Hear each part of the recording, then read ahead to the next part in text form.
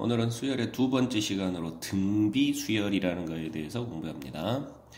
자, 등비 수열은 규칙이 연속하는 두 항 사이에 비가 같은 수열을 말합니다.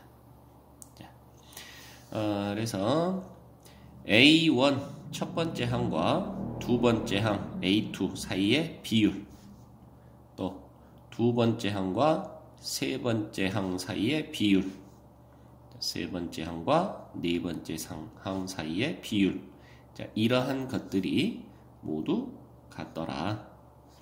자, 그래서 n-1번째 항과 n번째 항, 그리고 n번째 항과 n+1번째 항, 이러한 비율들이 전부 같더라 하는 얘기죠. 자, 얼마로? 상수값 r로. 이런 형태의 수열을 등비 수열이라고 한다.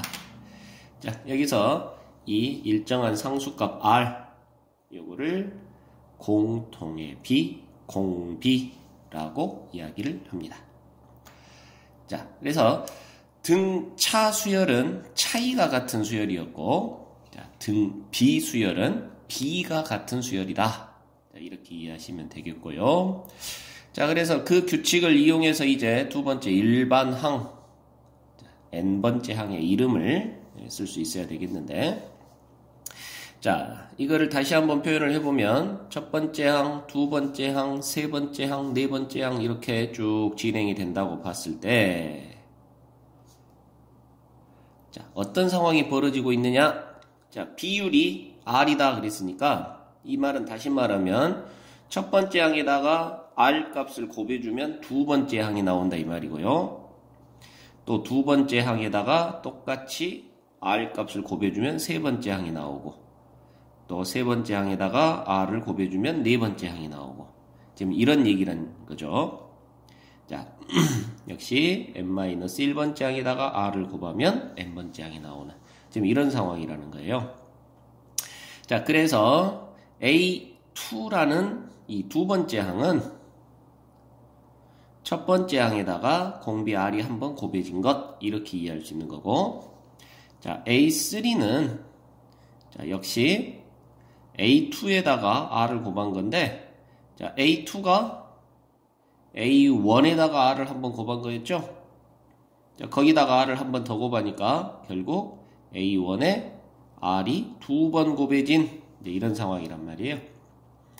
자, 그렇다면 여러분들 빠르게 눈치채야 될 텐데, 자, A4는 그럼 첫 번째 항에다가 R이 세 번 곱해진 것, 이런 식이 되겠네요. 그죠?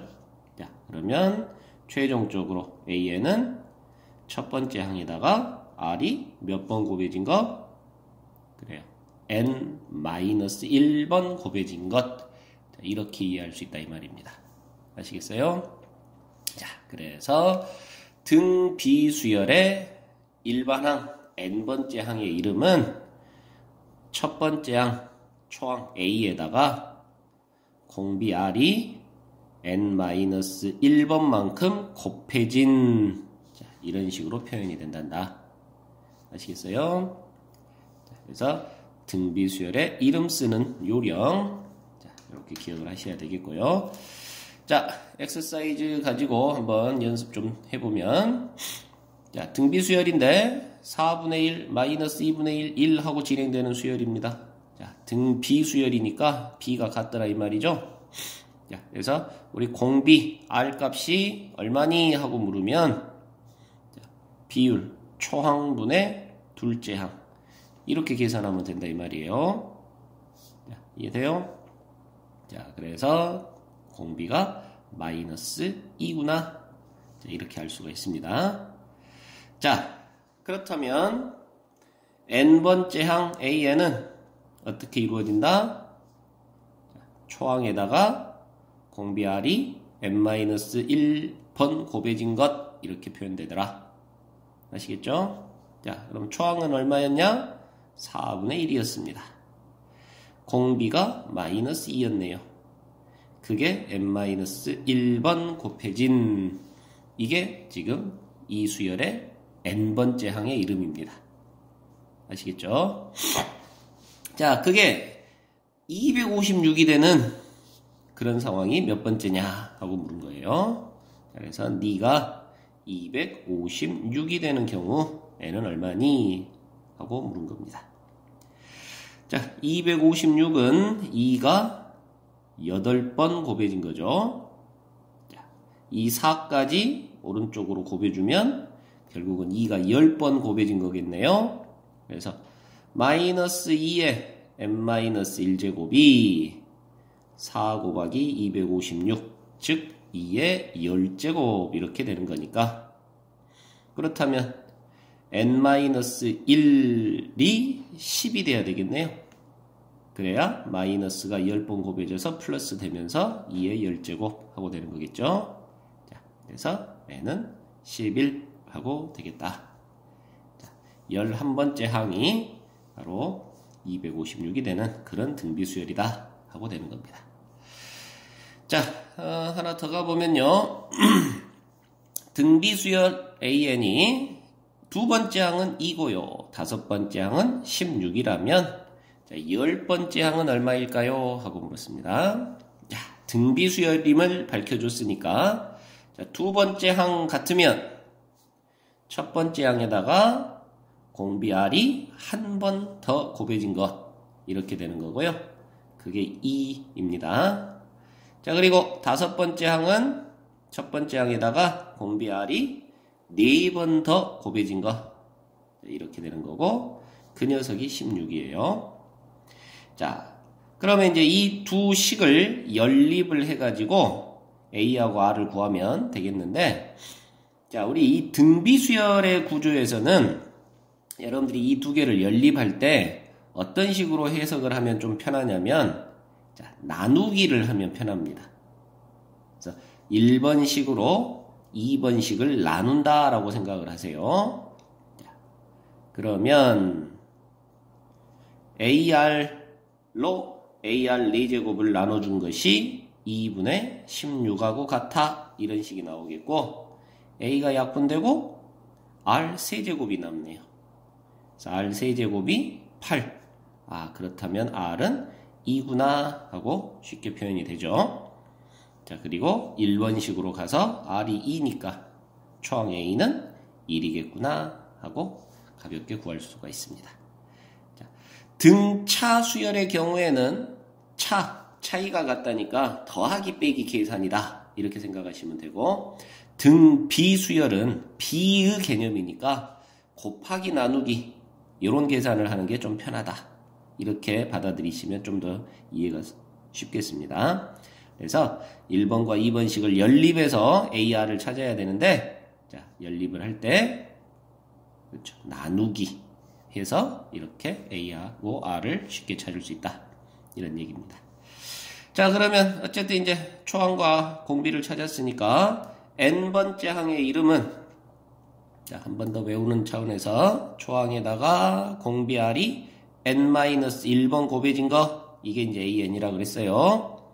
자, 그러면 초항은 1이고 공비가 2니까 자, 2의 n-1제곱 하고 이렇게 되겠습니다.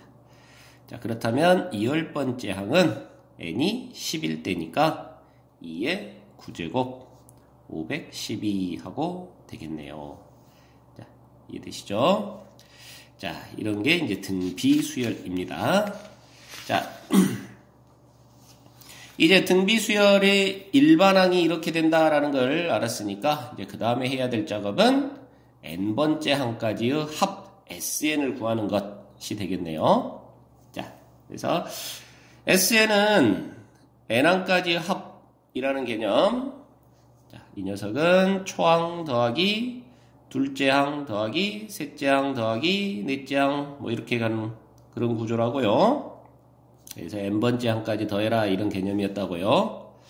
자, 그런데 이제 우리 등비수열이니까, 자, 다시 등비수열이니까 초항이 A라고 하면 두 번째 항은 AR 하고 되겠고, 세 번째 항은 AR의 제곱하고 되겠고, 네 번째 항은 AR의 세제곱. 그래서 n번째 항 이전 n-1번째 항은 ar의 n-2제곱 그리고 n번째 항이 ar의 n-1제곱 자, 이렇게 되는 이런 상황이에요. 자, 이렇게 쫙 더해가면 얼마냐라는 얘기입니다. 우리 등차 수열의 합 계산을 할 때는 이 SN을 구하고자 할 때 이 수열을 지금 뒤집어서 n번째 항, n-1번째 항 이렇게 역으로 써가지고 이렇게 위아래로 더하면 결과가 다 같더라 해서 SN을 유도했네요. 자, 그런데 등 비수열에서는 뒤집어서 이렇게 더하면 결과가 같아지지가 않습니다. 그래서 등 비수열에서는 등차 수열하고는 다른 방법으로 SN을 구하는 공식을 유도해 나가야 되는데요. 자, 어떻게 진행을 하냐면, 자, 이 첫 번째 주어진 식의 양변에 공비 R만큼을 곱해줍니다. 자, 공비 R만큼을 곱해주세요. 자, 그러면 A에다가 R을 곱하니까 AR 하고 되겠고요. AR에다가 또 R을 하나 곱하니까 AR의 제곱이 되겠고요. 자, AR의 세제곱이 되겠고요. 등등등등등등. 요 앞쪽에다가 R을 곱하니까 AR의 n-2제곱이 되겠고요. 얘에다 R을 곱하니까 AR의 n-1제곱, 얘에다 R을 곱하니까 AR의 n제곱 하고 이렇게 된답니다. 이해되시죠? 자, 그래서 하나씩 옆으로 비껴서 썼습니다. 자, 이렇게 써놓고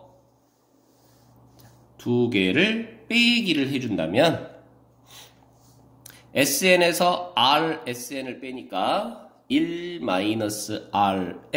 SN 하고 되겠고요. 자, 우변 쭉 빼기를 하면 이렇게 다 없어지네요. 그렇죠? 다 없어지고 맨 앞에 A와 맨 마지막에 빼기 AR의 N제곱이 남습니다. 자, 그래서 우변은 A로 묶으면 1-R의 N제곱 하고 남겠지요. 자, 여기까지 식 이해되시죠? 자, 그래서 우리가 구하려고 하는 SN은 앞에 1-R로 나눠주기만 하면 되겠네요.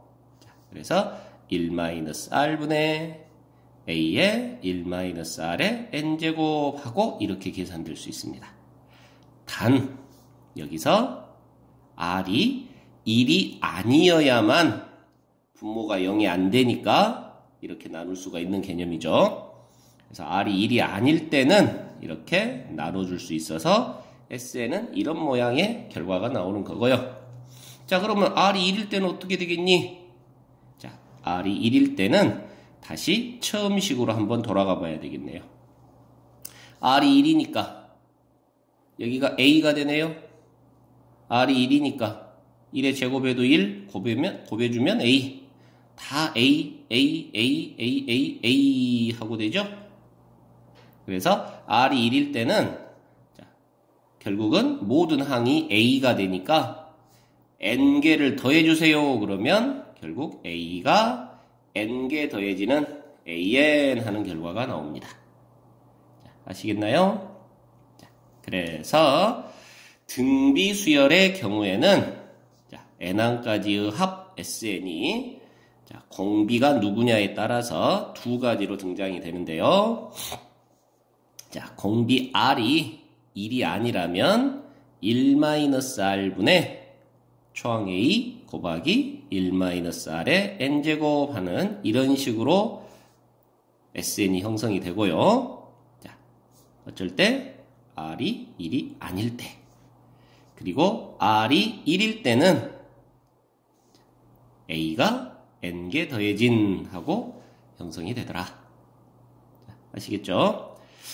자, 그리고 경우에 따라서는 우리가 계산을 조금이나마 이쁘게 편리하게 하기 위해서 자, 공비 R 값이 1보다 커지면 1 빼기 R 하게 되면 음수가 나오니까 그게 좀 귀찮아서 R하고 2하고 자리를 바꿉니다. 그래서 R이 1보다 클 때는 R 빼기 1 해야 양수가 나올 거니까 그래서 분자에서도 똑같이 R의 N제곱 빼기 1 이렇게 고쳤을 수도 있겠네요.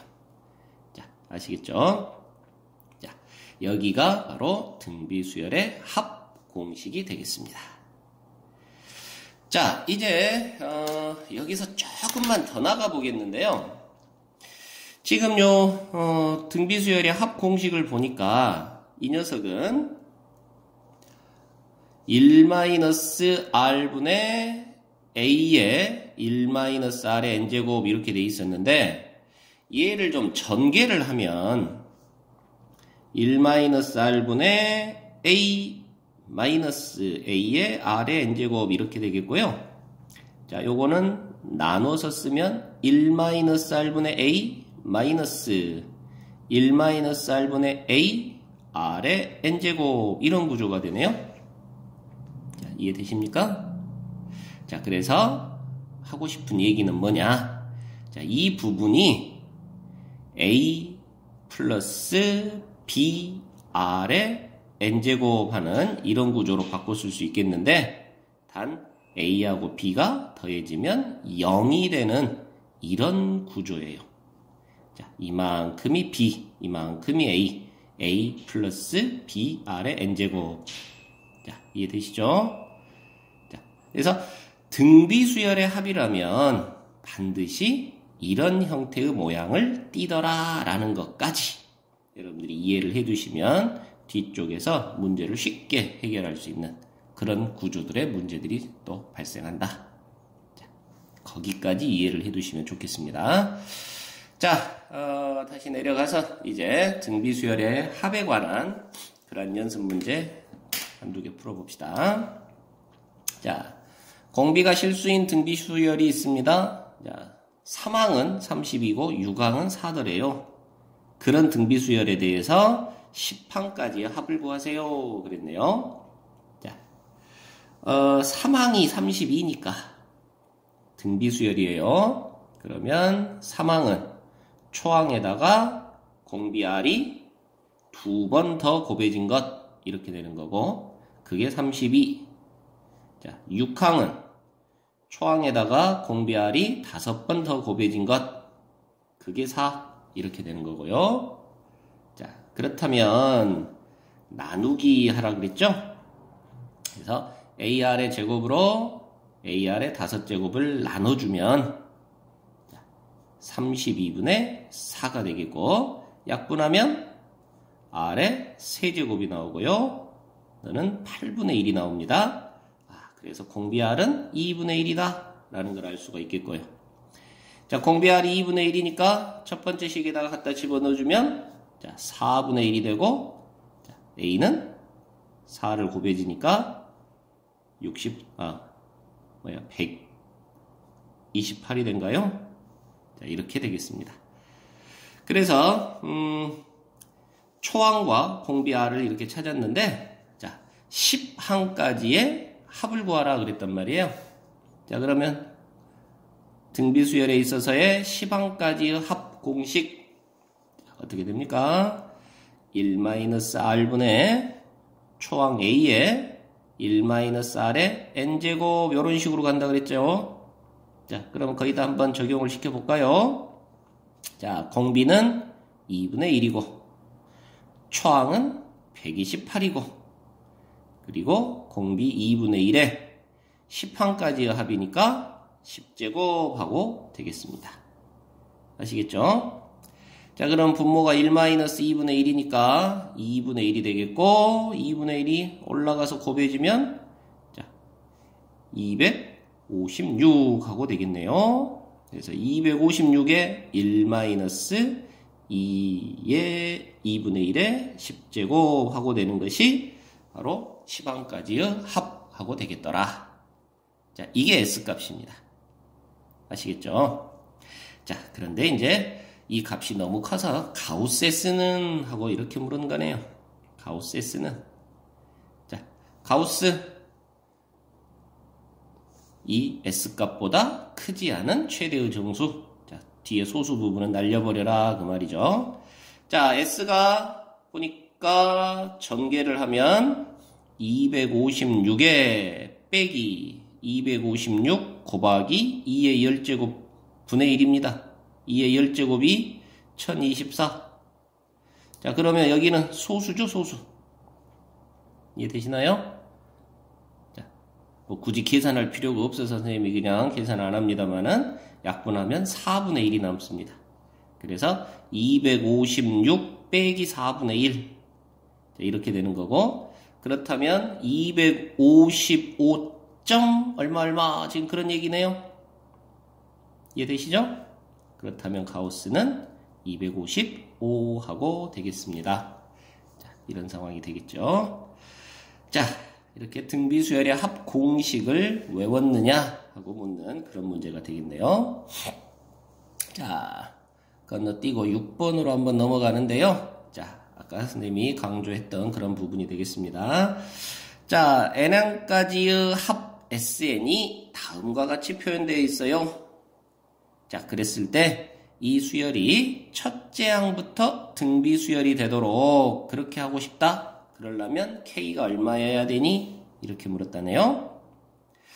자, SN이 주어졌는데요. 그 SN을 이용해서 AN, 일반항 AN을 구하고 그 AN이 첫 번째 항부터 등비 수열 형태가 되도록 그렇게 유도를 해봐라 라는 뜻이에요.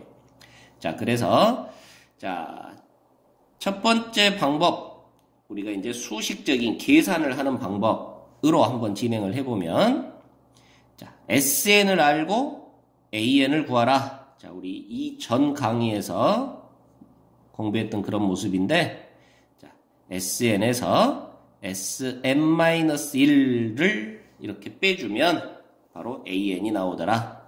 이런 거 공부한 적 있죠? 자, 이해되십니까? 자, 그러면 SN은 3의 n-1제곱 플러스 k였고 Sn-1은 그렇다면 3의 n자리에 n-1을 넣어야 되니까 n-2제곱 플러스 k 하고 되겠네요. 자, 그래서 빼기를 해주면 k는 사라지고 자, 요렇게 남습니다. 자, 그러면 이 두 녀석은요, 3의 n-2제곱이 공통이거든요. 자, 얘는 3 곱하기 3의 n-2제곱 이렇게 쓸 수 있으니까, 3의 n-2제곱이 공통이어서 묶어내면 3에서 1을 빼니까 2가 남겠고요. 자, 그래서 2 곱하기 3의 n-2제곱 이렇게 되는 거랍니다. 아시겠죠? 자, 그래서 중요한 건 이렇게 계산한 것은 n이 2항부터더라 라는 거였고요. 초항 A1은 따로 계산을 했어야 되네요. 자, 그런데 A1은 S1하고 같더라. 자, S1은 n에다 1을 집어넣으니까 3의 0제곱 플러스 k, 즉 1 플러스 k 하고 되는 겁니다. 자, 여기까지 이해되시죠? 자, 그래서 AN이라는 수열이 초항은 1 플러스 k고 두 번째 항부터는 2 곱하기 3의 n-2제곱 하는 그런 모습으로 진행되는 이런 수열이다라는 것을 이제 알았는데, 자, 첫째 항부터 등비 수열을 이루고 싶더라라는 얘기예요. 자, 그렇다면 자, 여러분들 여기 보니까 둘째 항은 n이 2일 때 얼마입니까? 그렇죠. 2가 되죠? 셋째 항은 n이 3일 때니까 n에다 3을 집어넣으면 2 곱하기 3이 되어서 6이 되네요. 자, 여러분들 공비 R이 비율이라 그랬으니까 자, 2분의 6, 3이 됨을 알 수가 있네요. 자, 공비 R이 3이에요. 이해되시죠? 자, 그런데 첫째 항부터도 똑같이 등비 수열이 되고 싶으니까 결국 A1분의 A2 한 것도 똑같이 공비 R 3이 되고 싶다라는 얘기를 합니다. 아시겠어요? 자, 그래서 A1이 1 플러스 K고 A2가 2였는데 그 녀석의 결과가 3이 되고 싶다 이런 얘기예요. 그렇다면 K는 얼마여야 되니? 이런 얘기죠. 자, 그래서 1 플러스 K가 3분의 2가 돼야 되니까 최종 결론 K는 마이너스 3분의 1이어야 되겠어요. 자, 이런 식으로 찾아주는 거랍니다. 여기까지 이해되시나요? 자, 그런데 이거를 아까 선생님이 저 위에서 등비수열의 합 공식을 이야기를 할 때, 자, 등비수열의 합이라면 모양이 반드시 이런 구조로 나온다 그랬단 말이죠. a 플러스 b r의 n제곱. 그런데 a와 b의 합은 0이 되는 이런 구조로 나온다. 자, 이해됩니까? 자, 그걸 여기다 한번 적용을 시켜보면 문제가 아주 가볍게 해결이 된다 이 말이에요. 자, 지금 SN이 이렇게 표현되어 있습니다. 그런데 이 녀석이 초항부터 등비수열이고 싶다 이 말이에요. 자, 그렇다면 이 녀석은 어떤 구조가 되어 있어야 된다? 그렇죠. A 플러스 B 곱하기 R의 N제곱, A하고 B 더한 것은 0이 되는 이런 구조가 되어 있어야 된다. 이런 얘기예요. 자, 이해됩니까? 자, 그래서 얘를 한번 모양 변형을 좀 줘보면 3의 n-1제곱이니까 3분의 1에 3의 n제곱 맞나요? 플러스 k 이런 구조로 바꿀 수 있거든요. 그렇죠? 자, 그러고 보니까 a 플러스 br의 n제곱 이런 구조네요. a 플러스 br의 n제곱. 자, 그래서 B가 초항부터 등비수열이 되고 싶으면 이 A와 B의 합이 0이 돼야 된다는 얘기죠. 그러니까 K가 얼마여야? 마이너스 3분의 1이어야 이게 등비수열을 나타내는 그런 합이 되겠다 하는 얘기입니다. 자, 여러분들이 앞서 아주 복잡하게 계산을 했던 그 부분이 이렇게 가볍게 처리가 될 수 있다는 얘기죠. 자, 그래서 등비수열의 합 모양은 이런 꼴이어야 돼를 이해하면 이렇게 가볍게 처리할 수 있는 그런 풀이법이 생긴다. 여기까지 이해되십니까? 자, 이제 n항까지의 합 공식까지도 공부했으니까 그렇다면 이제 또 등비수열이 갖는 특별한 성질들 이런 것들 한번 공부해 봐야 되겠네요. 자, 그 첫 번째로 등비 중항의 개념인데요. 자, 가운데항이란 얘기입니다. A하고 X하고 B하고 이렇게 숫자가 나열이 되어 있는데 얘가 등비수열을 이루고 있다면 그렇다면 가운데항 X는 양쪽 두 개를 이용해서 어떻게 표현되냐? X를 제곱한 것이 A 곱하기 B 한 것과 같더라. 자, 이렇게 표현됩니다 하는 게 이제 등비 중항의 개념입니다. 자, 뭐 내용 증명이 아주 간단한데요. 등비수열을 이룬다 그랬으면 B가 같아야 된다라는 거였죠. 자, B가 같아야 돼요. 그러니까 자연스레 크로스로 곱해준 거 X제곱은 A 곱하기 B하고 같아요가 가볍게 나오네요. 자, 아시겠죠?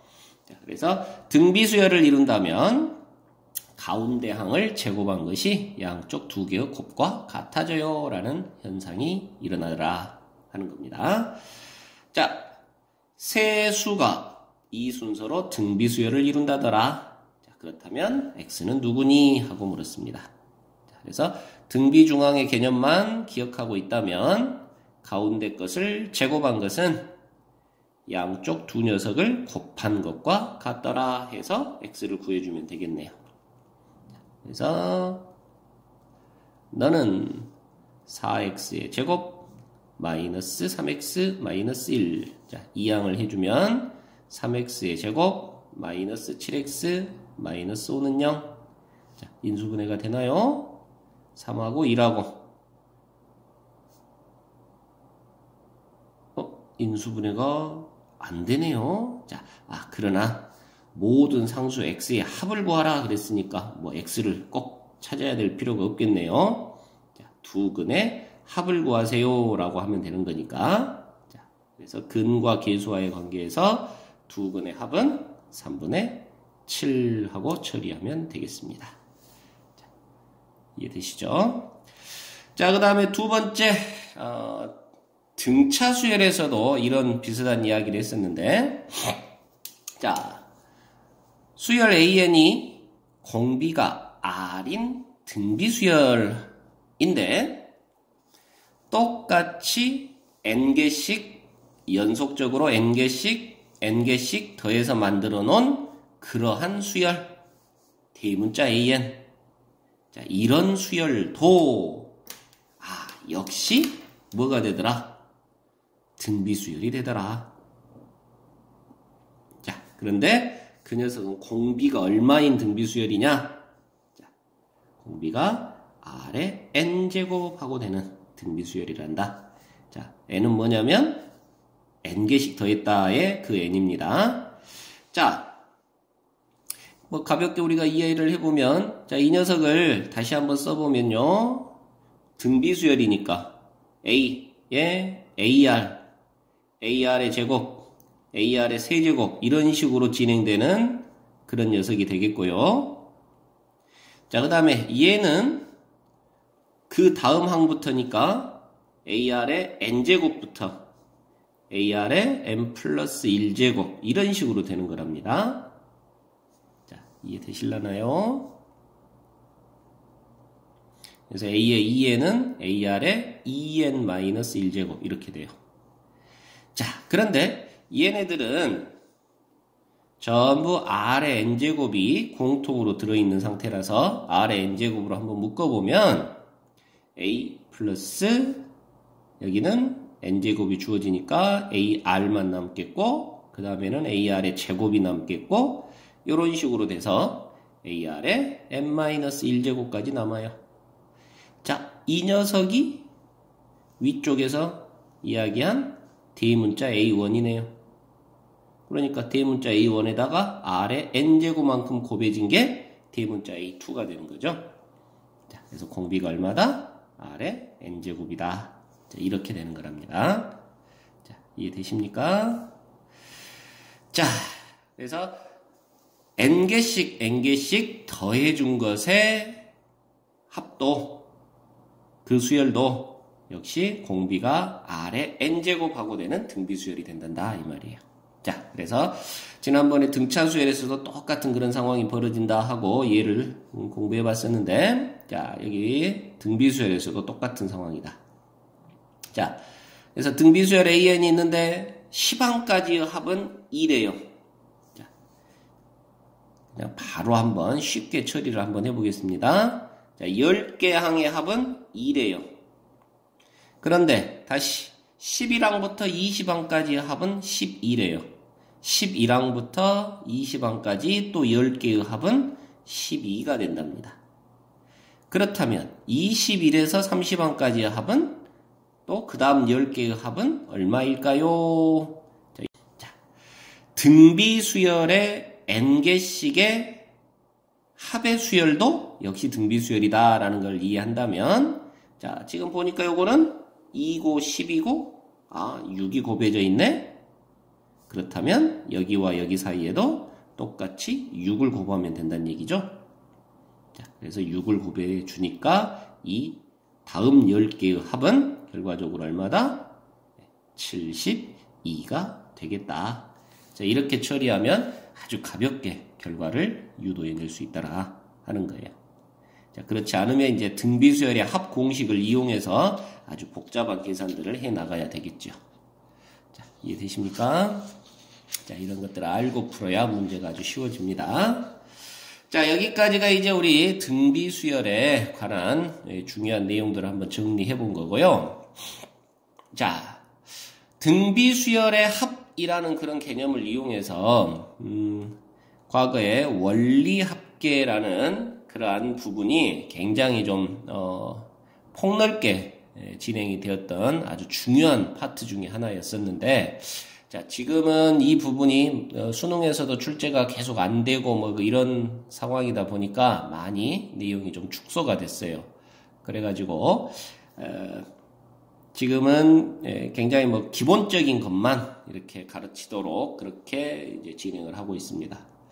자, 원리합계라는 것은 쉽게 말해서 우리가 은행 거래를 하는데 돈 예금하고 나중에 그 돈을 찾을 때 얼마나 앞에서 찾게 되느냐 하는 그런 얘기랍니다.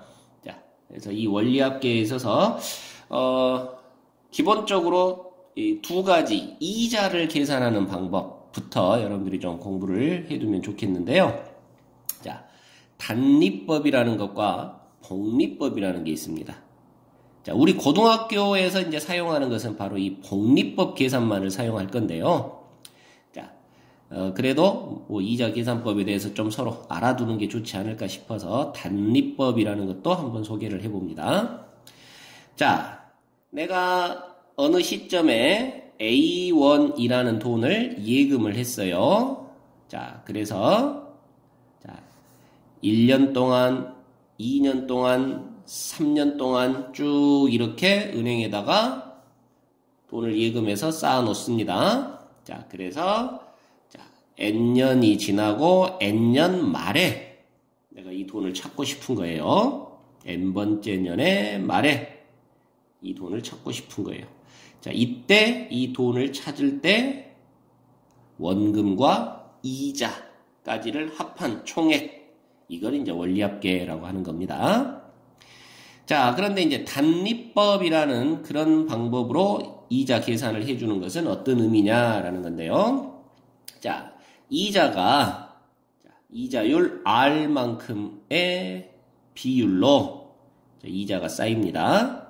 자, 그러면 1년 후에 내가 만약에 1년 후에 돈을 찾는다고 치면 자, 얼마의 돈을 찾을 수 있는 거냐면 원금 A1은 그대로 다시 나와야 되겠죠?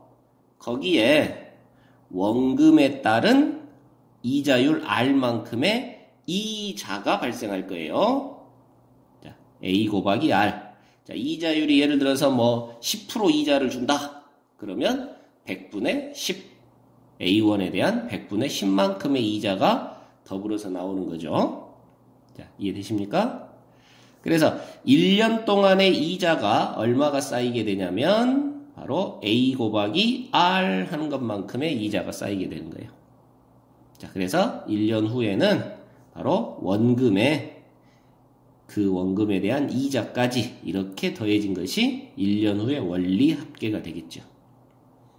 자, 이해되시나요? 자, 그런데 이거를 1년 후에 찾지 않고 만약에 2년 후에 찾는다고 치면 자, 단리법이란 여기에서도 1년 동안 이자가 그냥 똑같이 AR만큼의 이자가 생기는 그런 구조라는 뜻이에요.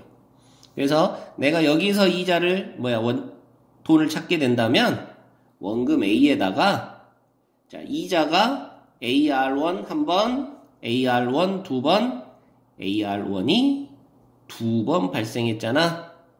그래서 이만큼을 찾게 되는 거야. 이런 식으로 이자를 줘서 돈을 찾게 되는 그런 구조가 단리법이랍니다. 자, 그렇다면 N년 후에 이 돈을 찾게 된다면 이자가 어떻게 쌓이냐? 자, 원금 A1에다가 AR의 이자가 N번 쌓이게 되는 이런 구조죠. 그래서 이렇게 계산이 되는 것이 단리법이라는 겁니다. 자, 그런데 복리법은 뭐냐면 자, 내가 1년 올해 돈을 A1을 은행에다 넣었어요. 자, 그래서 N년 말에 이 돈을 찾고자 하는 건데, 자, 그런데 지금 이자율은 똑같이 R이라고 합시다. 자, 10% 이자를 준다 이 말이에요. 자, 그러면 첫 번째 해에는 이자가 얼마가 붙느냐? 자, 이자율이 R이니까 A 곱하기 R만큼의 이자가 붙어요. 그래서 내가 만약에 1년 후에 돈을 찾은다면 원리합계는 원금 A에 이자 AR만큼 찾는다. 자, 이해되십니까? 자, 여기까지는 똑같아요. 자, 그런데 2년 후에 돈을 찾게 되면 내가 1년 만에 돈을 찾는 게 아니라 2년을 은행에다 집어넣어둔다 이 말이죠. 자, 그러면 복리법 계산은 뭐냐면 자, 이 녀석이 다시 원금화 되는 거예요. 1년 후에 찾은 돈이 전체적으로 다시 원금 형태가 되는 거라고요. 그래서 이자가 발생을 하는데, 자, 이 돈 전체에 대한 이자가 발생하는 거죠. 이해되십니까? 자, 그래서 이게 다시 원금이 돼서, 자, 2년 후에 만약에 돈을 찾은다면, 원금 A 플러스 AR에다가, 이 원금 A 플러스 AR에 대한 이자가 다시 발생하는 거예요. 이해되시나요?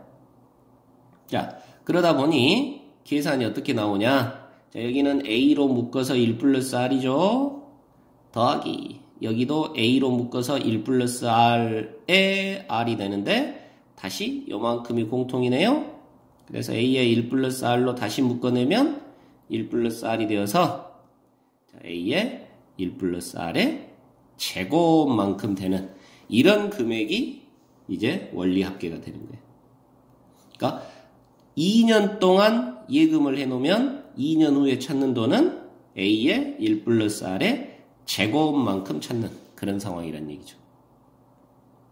자, 이런 식으로 진행을 하면 자, N년 후에 이 돈을 여기서 찾게 된다라고 했을 때 원리합계가 어떻게 계산되느냐? 자, 금방 여러분들 여기서 보셨다시피 년수 N이 요 위로 올라갑니다. 그래서 A의 1 플러스 R의 N제곱 한 것만큼의 돈을 찾게 되는 것이죠. 이게 이제 복리법의 원리합계 계산입니다. 그래서 여러분들이 그냥 좀 편하게 생각하면 어떻게 생각하시면 되냐면 단리법은 매년마다 원금에 대한 이자, 처음 원금 A1에 대한 이자만 계속해서 발생하는 그런 구조예요.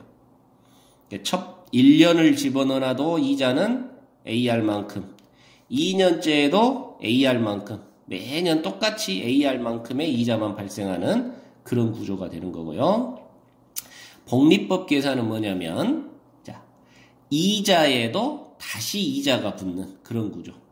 이 녀석이 전체적으로 다시 원금화가 되니까 요 녀석에 대해서도 다시 이자가 붙는 이런 구조가 됩니다. 그래서 이자에 또 이자가 발생하는. 자, 그러니까 당연히 복리법으로 예금한 것이 당연히 전체 원리합계는 N년 후에 원리합계는 뭐 훨씬 더 많은 금액이 나온다라는 것은 기정사실이겠죠. 자, 이해되십니까? 자, 그래서 우리가 이제 고등학교 과정에서 이제 공부할 때는 아까 말한 대로 복리법 계산을 이제 기본 근간으로 진행을 하겠고요. 자, 두 번째로 여러분들이 이제 또 준비를 해야 될 것이 예금의 어떤 방법인데요.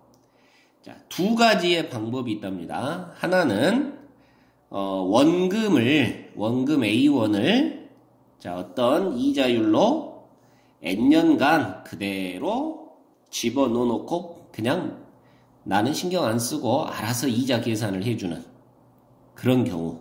자, 요거를 우리는 좀 더 깊이 이야기하면 예치해 놓는다라는 그런 표현을 쓰거든요. 그래서 그냥 A1을 한번 집어넣어 놓고 목돈을 은행에다가 한 번에 집어넣어 놓고 그냥 은행에서 알아서 이자 계산을 해줘가지고 N년 후에 돈을 찾는 이런 형태의 예치금 형태가 있습니다. 자, 그리고 또 하나는 자, 매년 얼마씩 돈을 은행에다가 집어넣는 또는 매달 얼마씩 일정한 금액을 집어넣는 적금이라는 그런 예금의 경우가 있어요. 자, 그래서 여러분들이 이제 지금 두 개를 비교해서 그 원리합계 계산법을 여러분들이 공부를 해둬야 되는 그런 상황인데요. 자, 첫 번째로 아까 예치금의 경우는 자, 그 원리합계가 우리 복리로 이제 고등학교에서는 복리로 계산한다 그랬죠. 복리법으로. 자, 그래서 금방 위에서 보여줬던 복리법 원리합계 계산 공식하고 똑같습니다. 뭐 그냥 집어넣고 A1 집어넣고 N년 동안 쭉 잊어불고 살면 N년 후에 이만큼 돈 이렇게 찾게 된다라는 그런 거였으니까요. 자, 여기가 지금 바로 예치금의 원리합계 계산인 겁니다. 그래서 예치금은 이렇게 원리합계가 계산이 된단다. 만약에 내가 돈이 있어서 한 1억 원을 은행에다가 집어넣어놨어요. 그래서 10년 후에 찾겠다. 그러면 1억 원 딱 넣어놓고 잊어버리고 살면 10년 후에 은행에서 이렇게 계산해서 돈 찾아가세요 하고 이야기를 한다 이 말입니다. 자, 간단히 연습 한번 해보면, 자, 올해 500만 원을 10년간 예치하고 싶어요. 10년 후에 원리합계가 얼마냐? 자, 1년 이율은 5%고요. 자, 복리로 계산한답니다. 자, 그러면 원리합계 S는요, 원금이 500만 원이었네요. 자, 500만 원 곱하기 1 플러스 이자율 R, 연이율 5% 그랬습니다. 5%니까 소수로 따지면 0.05 하고 되겠죠. 자, 그 녀석의 몇 년 동안? 10년 동안 하고 되는 거죠. 자, 이해된가요? 자, 그래서 1.05의 10제곱이 1.63이다 그랬으니까요. 결국 500만원 곱하기 1.63만큼의 금액이 바로 우리가 10년 후에 예치한 금액을 이자까지 해서 찾는 그런 원리합계가 되겠네요. 자, 이렇게 계산하는 거고요. 이제 적금이 바로 중요한 포인트가 되겠는데, 자, 적금은 매년 똑같은 금액씩을 지금 계속해서 은행에다 집어넣어 간다라는 얘기예요.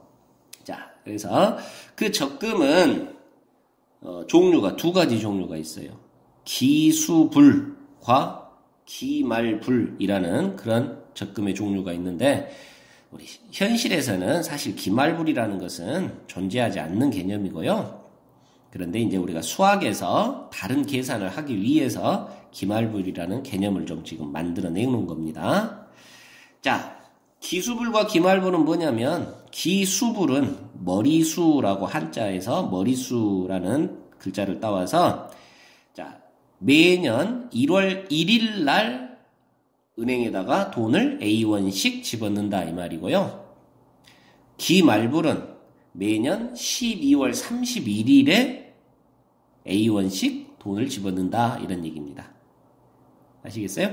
네, 1월 1일에 집어넣느냐, 그 해의 마지막 11월, 12월 31일에 집어넣느냐 이런 차이랍니다. 자, 그래서 기말불과 기수불의 차이는, 자, 처음에 넣느냐 말에 넣느냐의 차이고요. 자, 그 적금의 원리합계를 한번 계산을 해보는데, 자, 제일 첫 번째 1년 초, 자, 그리고 2년 초 이자, 12월 31일 1년 말하고 거의 하루 날짜 차이니까 같은 날짜로 취급을 해버리고요. 자, 3년 초이자 2년 말. 자, 이렇게 되어서 쭉 진행을 하면 이쪽에가 자, n년 초이자 n-1년 말하고 되겠고, 자, 여기가 이제 n년 말입니다. 자, 항상 우리는 돈을 n년 말에 찾게 돼 있어요. 자, 여기에서 찾는 금액이 얼마냐 이렇게 묻는 거랍니다. 자, 그런데 이제 적금은 매년 A원씩 계속해서 내가 돈을 은행에다가 똑같은 금액씩을 일정하게 집어 넣는다라는 얘기죠. 자, 그렇다면, 자, 이 금액들이 쫙 쌓이고 쌓여서 N년 후에는 얼마를 찾게 되느냐 하는 그런 개념이랍니다. 자, 계산을 어떻게 할까? 고민스러운데, 자, 이 금액들을 각각 따로 원리합계를 계산해주면 된답니다. 자, 이렇게 이해하면 아주 쉽게 원리합계가 계산이 되는 거예요. 자, 제일 첫 해에 A1을 집어넣어 놓으면, 자, 그 녀석은 계속해서 은행에서 알아서 이자를 계산해가지고 N년 후에 이 A1에 대한 원리합계가 얼마가 되니? 자, 앞에서 이야기했던, 자, 그렇죠. A의 1 플러스 R의 n제곱만큼의 금액이 되는 거예요. 이해되실까요? 자, 그 다음에 이 녀석은 여기서 A1을 집어넣어 놓으면 은행에서 알아서 이자가 쭉 쌓여가지고 자, 여기서 돈을 찾게 되는데 그 금액이 얼마냐?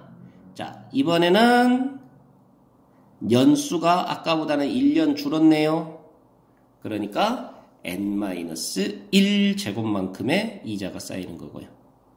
자, 여기서는 n번의 이자인데 여기서는 n-1번의 이자가 붙겠죠. 자, 그렇다면 세 번째 집어넣은 금액은 그러죠. 한 번 더 연수가 줄어드니까 n-2제곱이 되겠고요. 자, 그런 식으로 쭉 진행이 되다가 맨 마지막에 집어넣은 이 금액은 자, 1년 동안만 이자가 붙으니까 A에 1 플러스 R에 1제곱만큼의 이자가 붙을 거예요. 자, 아시겠죠? 그래서 이 금액들을 모두 모아준 것이 바로 n년 후에 원리합계하고 되겠더라 하는 얘기입니다. 자, 아시겠습니까? 자, 그래서 그 S는요. A의 1 플러스 R 1제곱부터 A의 1 플러스 R의 2제곱 그리고 쭉 진행을 해서 A의 1 플러스 R의 N제곱까지 더해주는 이러한 합의 결과고요. 보니까 이것이 계속해서 1 플러스 R씩 곱해지는 등비수열의 합이구나 라고 해석이 되는 거죠. 자, 그래서 등비수열의 합이니까 등비수열의 합 공식 자, 1-R 공비가 지금 1 플러스 R 값이 공비입니다. 자, 1-R분의 초항이 A의 1 플러스 R만큼이 초항이네요. 자, 거기에 1 공비 R이 1 플러스 R이었죠. 그놈의 n제곱만큼 하고 계산되는 것이 바로 등비수열의 합을 이용한 기수불적금의 원리합계란다 하는 얘기예요. 자, 마무리만 좀 지어보면 자, 빼주면 마이너스 R분의 초항 A의 1 플러스 R 곱하기 1 플러스 R의 n제곱 이렇게 되겠는데요. 앞에 이 마이너스가 귀찮으니까 자, 분모 분자의 가치 마이너스를 곱해준다면 자, 여기가 순서가 바뀌면 되겠네요. 그래서 1 플러스 R의 n제곱 마이너스 1 하고 바꿔주면 되겠습니다. 자, 이게 이제 기수불적금의 n년 후에 원리합계하는 그런 계산 공식이 되겠고 자, 요거는 여러분들이 반드시 암기를 해줘야 되는 그런 상황이 되겠네요. 자, 그리고 기말불의 경우는 1월 1일에 예금을 하는 게 아니고 12월 31일 날 예금을 한다고요.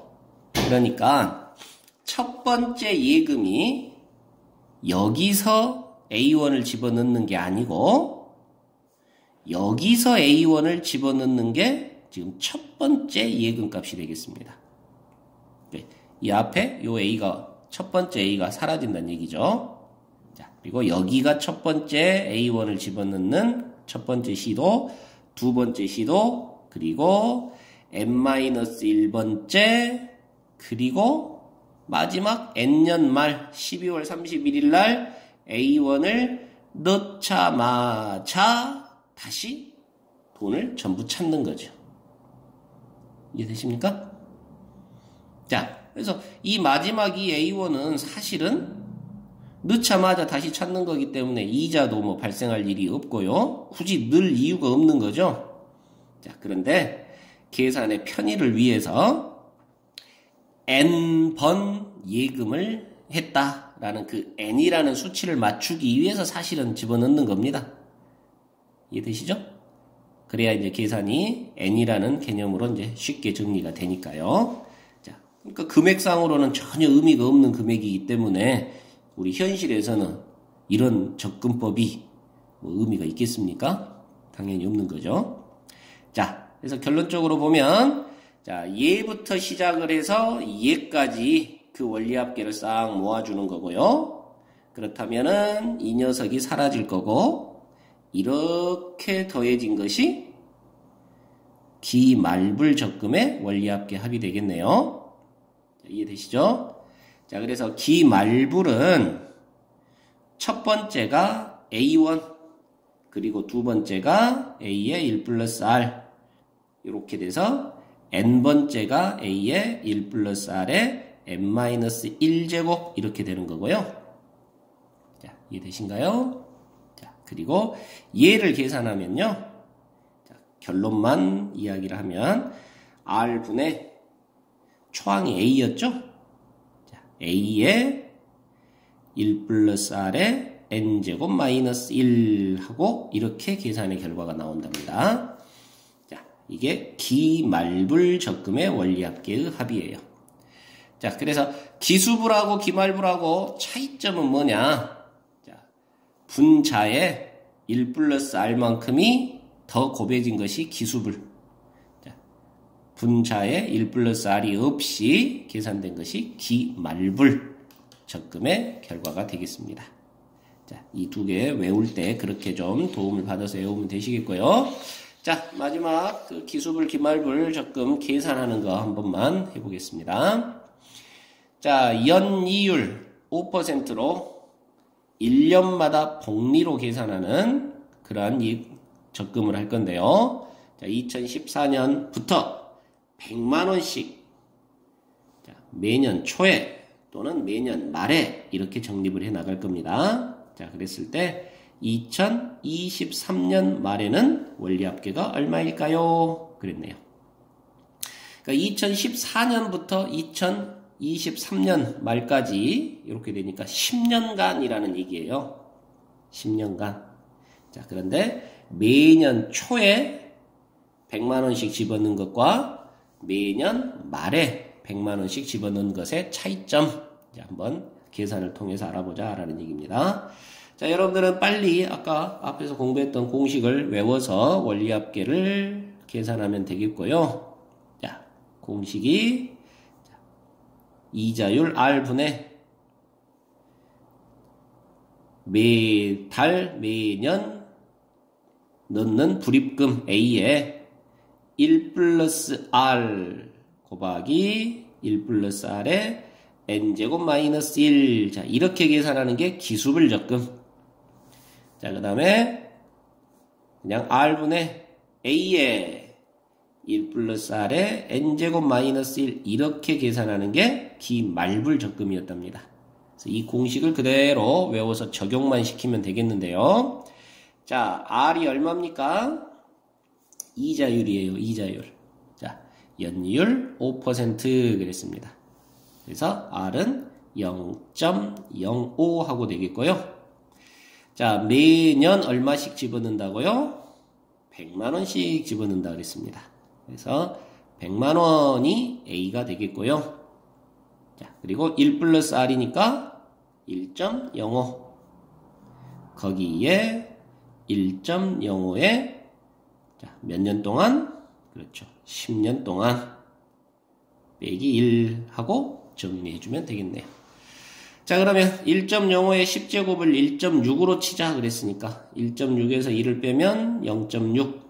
자, 그리고 소수점 두 자리는 같이 없애주면 결론적으로 5분의 100만 곱하기 105 곱하기 0.6 하고 되겠고요. 자, 약분하고 100만에 곱해주면 60만 곱하기 21 하고 돼서 자, 이렇게 되나요? 그래서 1260만 하고 되겠습니다. 자, 이해되십니까? 자, 그래서 매년 100만원씩 이렇게 이자율 5%로 10년간 예금해 놓으면 1260만원의 원리합계가 발생한다. 이런 얘기고요. 자, 여기는 뭐 매년 말이니까 그대로 선생님이 계산은 안 하고 식만 적도록 하겠습니다. 자, 이자율은 0.05고요. 자, 얼마씩? 100만원씩. 자, 그리고 1.05에 10년간 10제곱 마이너스 1 하고 요걸 계산해 주면 되겠죠. 자, 이런 식으로 진행하는 것이 원리합계라는 것입니다. 자, 그래서 등비수열의 합 공식을 활용한 그런 모습이 되겠더라 하는 얘기입니다. 자, 여기까지 진행하도록 하겠습니다.